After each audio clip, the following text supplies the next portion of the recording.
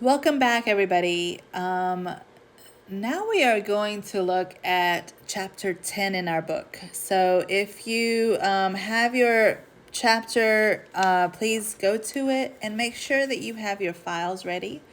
I'm going to go ahead and open my files. Mine are on the desktop, so you can open them where you are. We're going to do lesson 10, and we're going to open all of these up.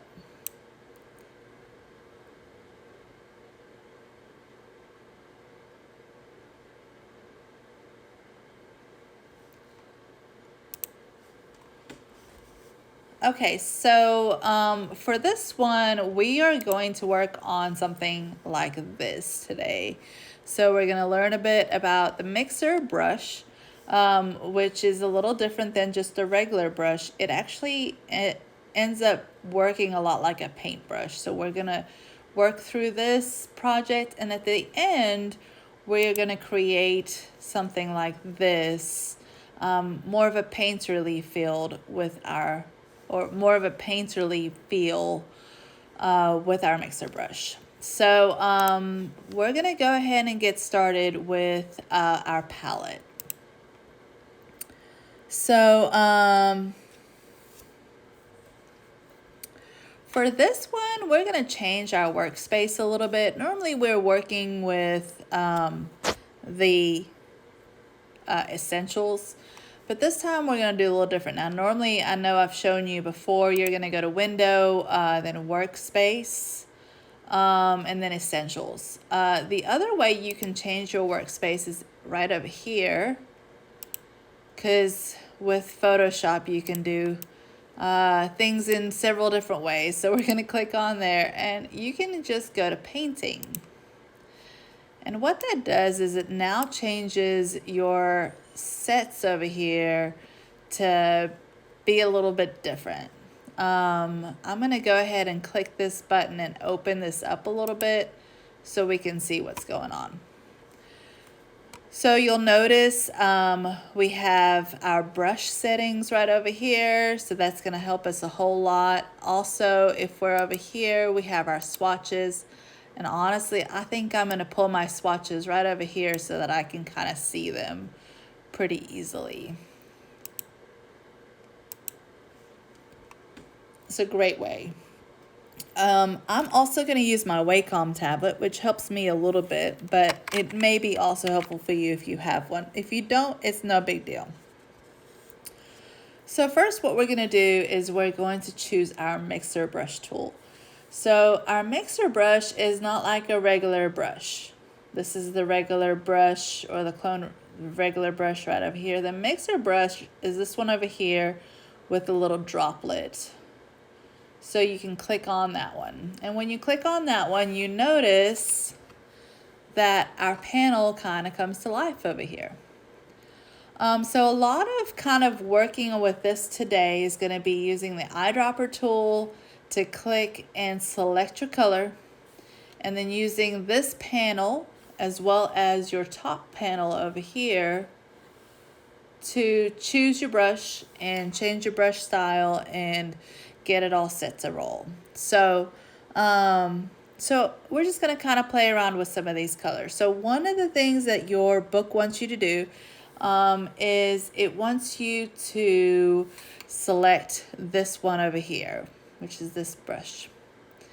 And with that brush, you're also going to use the eyedropper tool over here, and you're going to change your color. Now, we're going to zoom in just a little bit.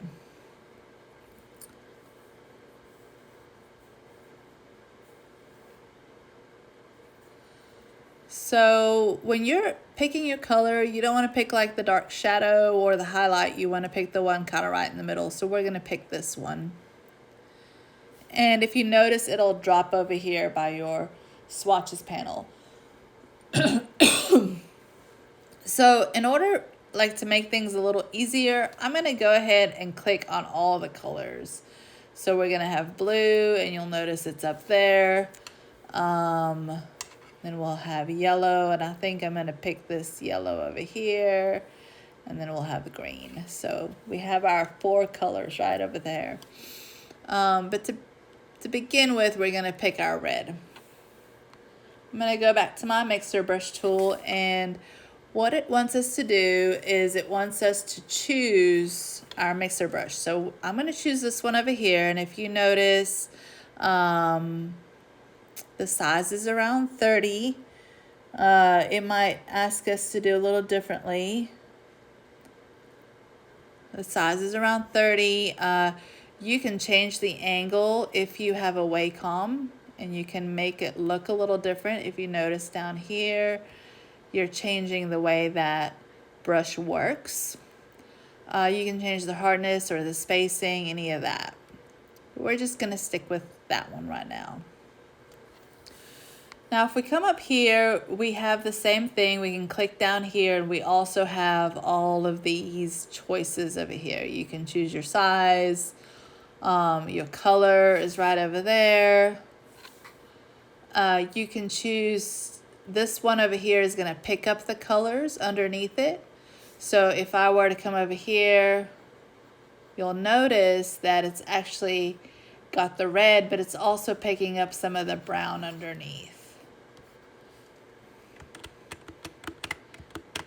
Again, Command Z. This one over here is to clean your brush off. But we're just going to stick with our red.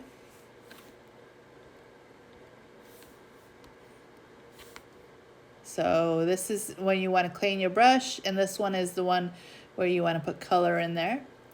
Over here, you get to choose how you want your brush to work. So you can choose it to be a dry brush, a moist brush, a wet brush, or a very wet brush. So if I choose a dry brush, then you'll notice that there's 0 wetness.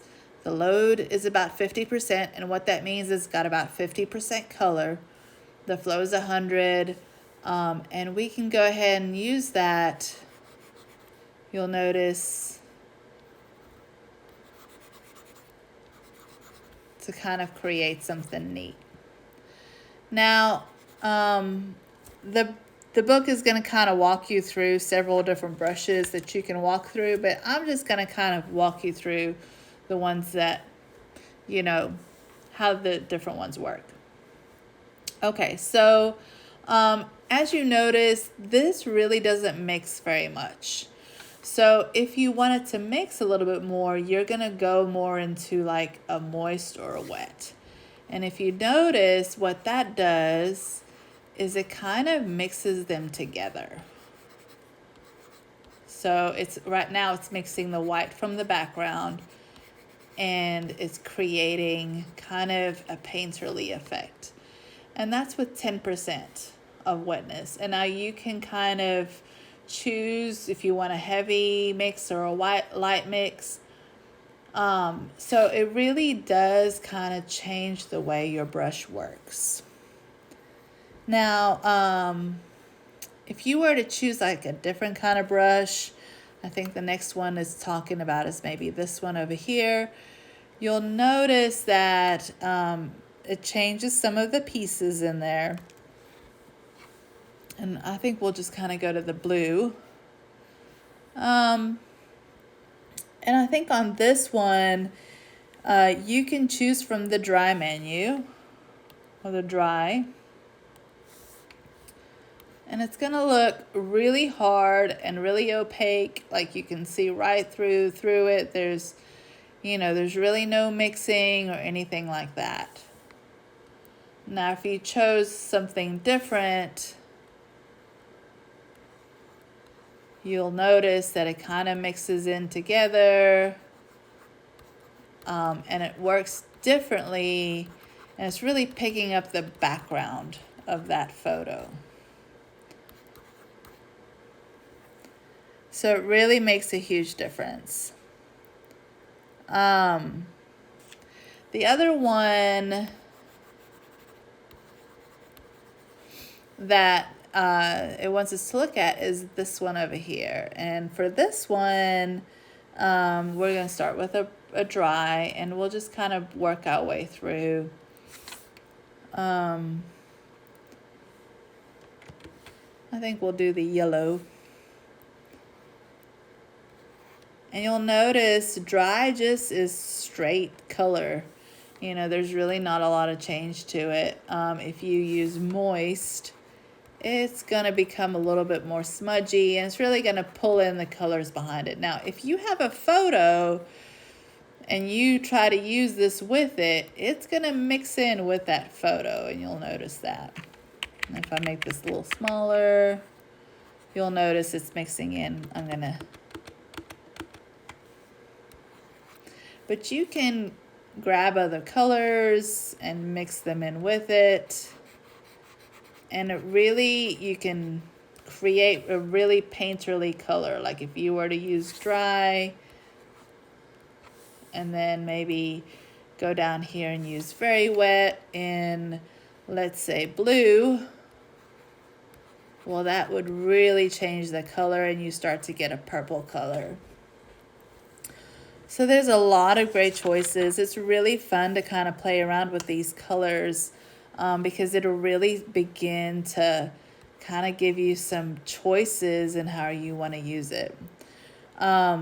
So continue to use the mixer brush tool, and you're going to use the eyedropper tool to kind of choose the colors that you want. Okay, I'm going to use my little hand tool, and we're going to get started on kind of what we're working on with this. So I'm going to find my layers panel, which is right over here.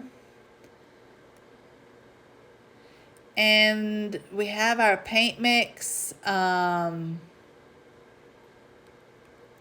have our circles. So what the book wants us to do is to create or use the paint mix as our spot. So make sure if you're working with your brush that you're cleaning it after each turn. So this is clean brush, this is paint brush right over here. So you want to make sure to clean it up right afterwards. So on the very first one, it's saying to begin with red. So we're going to use the eyedropper tool, and we're going to pick up that red. And what it's saying is to use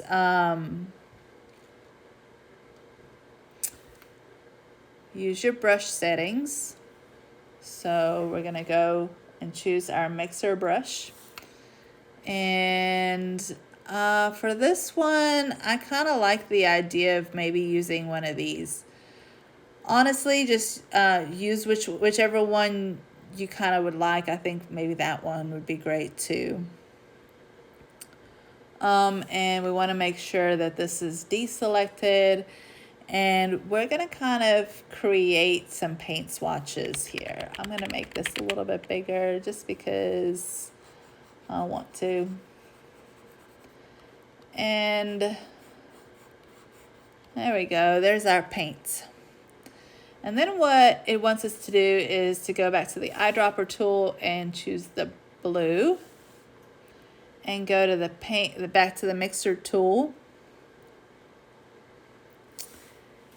And it wants us to use this to kind of to mix it with the red and create a purple. So we're going to do that.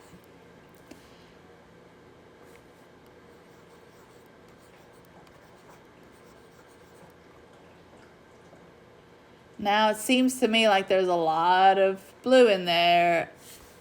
Just because I want to, I'm going to throw a little bit more red in there. And maybe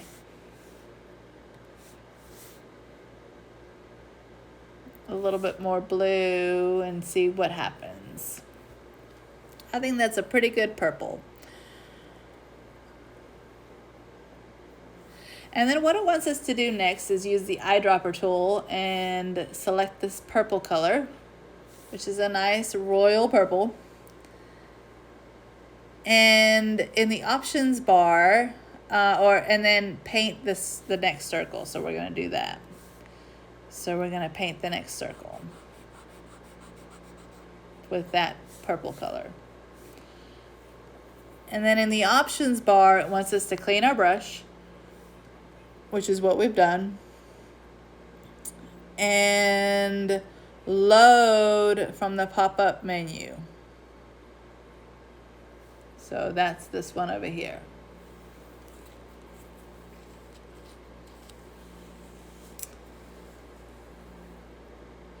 So now we're going to sample from our blue.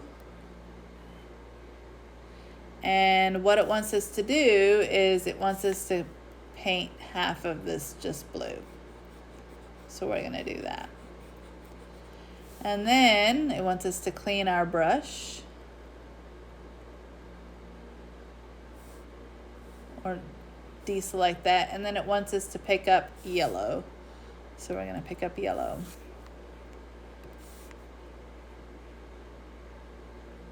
And it wants us to paint right in here.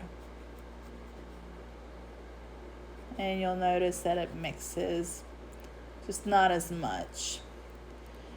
And when you're going from blue to yellow, it's very easy to see, like if you were to clean your brush, or if you were to deselect the clean brush, that it would mix together.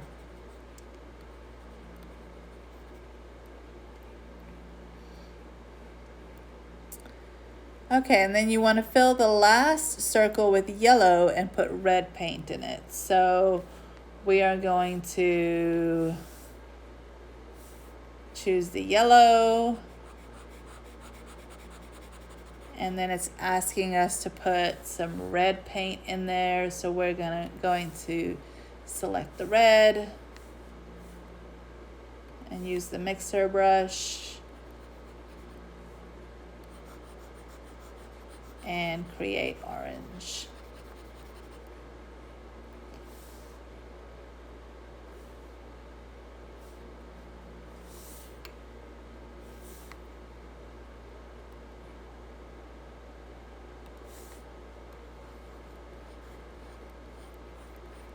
And you can see, like, it really does make a difference in how you work with the things, you know, as you kind of play with all the colors and see how they work. It's fun to kind of get them blended.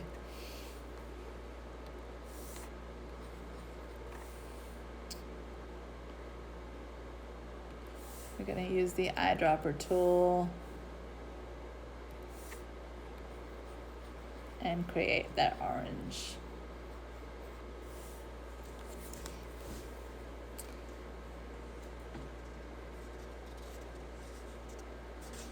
Okay, so when you're done with this, we're going to go ahead and hide the circles in our layers panel, which is this one right over here. And we'll kind of have some sort of painterly action on here. Now, there are so many great tools and tips in the book as to how you can really play with these paint brushes. This is just such a fun thing to kind of jump into. A lot of art can be made this way. So I encourage you to take some time and play around with it and really get to know those brushes really well. And use your book because it's got some great tools and tips and tricks on how all of that works. Now, the second part of this project specifically is to create something like this, specifically from a photo. So for this part, I'm going to let you kind of follow it on the book, and I want you to create something that looks painterly. This looks a little messy, but I want you to kind of play around with those brushes and see how they work and see if you can create something that's really aesthetically pleasing, but not too super detailed. You want to think of it like a painting. So you might have some intricate details, but not a whole lot. Now, I don't want everybody's to look like this. I want you to kind of play around with the brushes and create something really interesting that's your own. And then hand that in. And make sure that I just want this one as a JPEG. I don't need the whole thing. All right, well, have fun with this one. Brushes are so much fun to play with, and if you have any questions, please reach out, and good luck.